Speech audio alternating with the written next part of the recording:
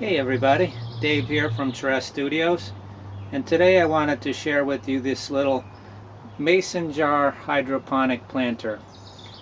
I came up with this idea after one of my subscribers asked for a hydroponic microgreens planter that she could have for her windowsill. Now, I don't know if you guys have seen, I have a video on how to do a hydroponic microgreens planter that's a lot larger than this, and it wouldn't fit on the windowsill. She really wanted something for the windowsill, so I came up with this idea, and I had grown out quite a few of these. In fact, last week I had done a video for you guys, and I had 3 of them all planted up, and I messed up something and I lost the footage. But anyway, I'll show you guys a still of those. I was using a pint jar then, and I realized that I only needed the 8 ounces of fluid for this grow, unless you really want to let them grow long. Like I did let one in a pint jar grow until there was only like a ½ inch, but they were really like quite overgrown at that point. But anyway, I wanted to share with you guys how I did this and some tips and tricks. But they're very, very healthy. They're doing good. I'm using Maxi Grow nutrients at 1 teaspoon per gallon. And when you put this together, let me show you how I do this.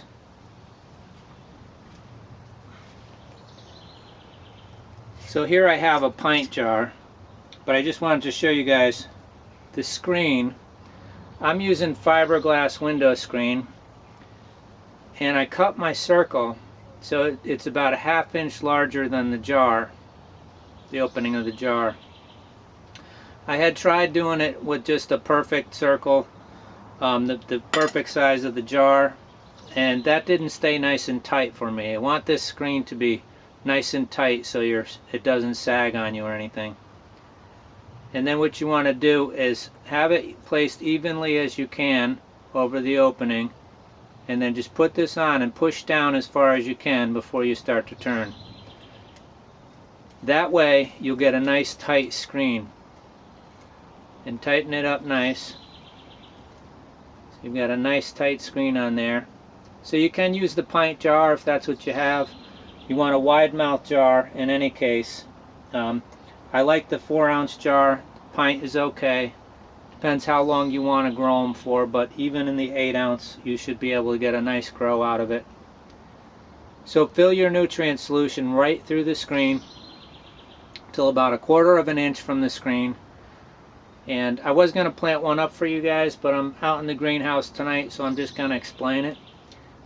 Most things that I grew, I found 1/4 teaspoon worked pretty nice for getting you good coverage on the top of the screen. And then, so you pour your solution through. Just rub your finger over the screen after you pour your solution in so that the whole surface is moist. And what that'll do is it'll keep your seeds from jumping around or rolling. And when you put them on, they'll kind of stick there. And then give it a little spray with the spray bottle. And I took another cap, I had some plastic caps, and I just sat it on top of there. And basically, once in the morning and once at night, I'd lift the cap off, I'd give it a mist, and I think it was like by maybe 24 hours or so, maybe a little longer, you'd see the little tails coming into the solution. Once the little tails go down in through the screen and into the solution, you don't need to mist them anymore. Just leave, make sure they have plenty of light, and then just leave them alone. You don't have to be concerned about the, covering up the, most of the time in hydroponics, we want to cover up the solution. And these microgreens, you don't have to worry about that because the grow is so short that no algae will start growing before you've harvested your micros. So there you have it, folks. It's simple and easy, and you can find these mason jars just about anywhere. You could do it with a bigger jar if that's all you had, and then just feed the extra nutrients to your plants.